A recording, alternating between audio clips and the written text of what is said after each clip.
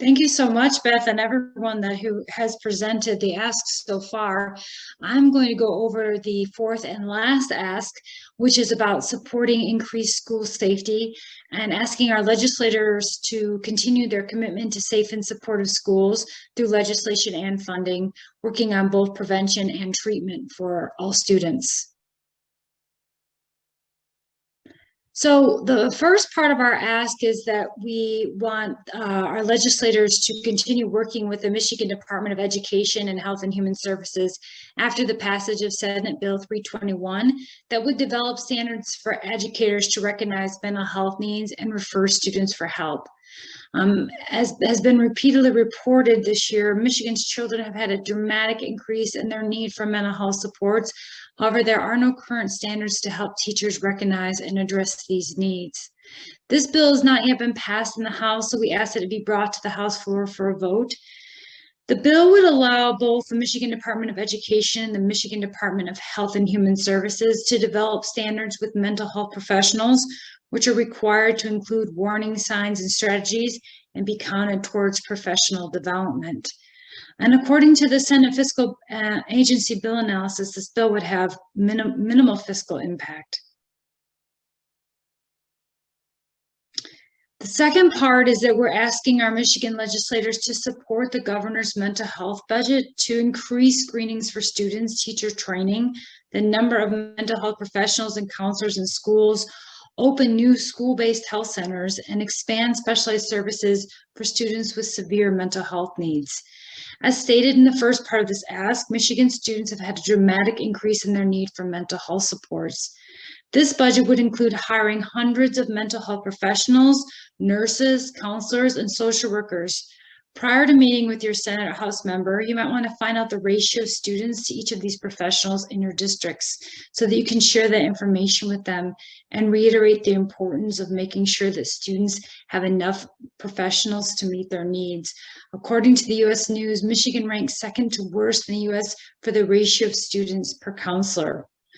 And please note that no matter how your district approached the COVID-19 health crisis, students need these supports and will need them long term. You may hear from your legislator or member of Congress that they disagree with how your district handled the health crisis, but regardless of how it was handled and regardless of our opinion of what we should or should not have done, that doesn't change the need of our students for these supports. In addition, the ARPA or ESSER funding must be spent by 2024, and our students are going to need these supports long term. The last part of this ask is that we ask our Michigan legislators to support secure firearms storage bills. These are both bills in the House and the Senate. They would require owners to properly secure firearms and make them inaccessible to minors in their home in order to prevent injury or death. Michigan does have a child access prevention law that pertains to guns used in school shootings by children under 18. However, this law does not pertain to locking up weapons at home. These bills expand on this current law and would require firearms to be properly secured by their owners when they have minors in the home. These bills would also make safety devices like safes, lockbox, trigger, and barrel locks exempt from sales and use tax, making them more accessible to gun owners. Between 70 and 90% of school shootings, accidental shootings, and suicides by minors use a firearm from the child's home or the home of relatives and friends. In the US, 8 children and teens are killed every day from firearms kept in their homes. And I just want to piggyback on what Beth said regarding personalizing this when you meet with your legislator. You may or may not have had personal experience with minors having access to unsecured weapons, or your student going through a mental health crisis. But if you do and you're willing to share those stories, that helps personalize the ask to your legislator. What I'm thinking of is that after the Oxford High School shooting, many schools throughout the state closed down.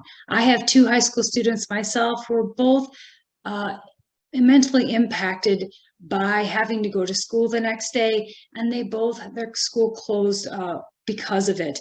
And there were many schools across the state that experienced threats or had to be in prolonged lockdowns. So sharing that experience is very impactful if you're comfortable with it.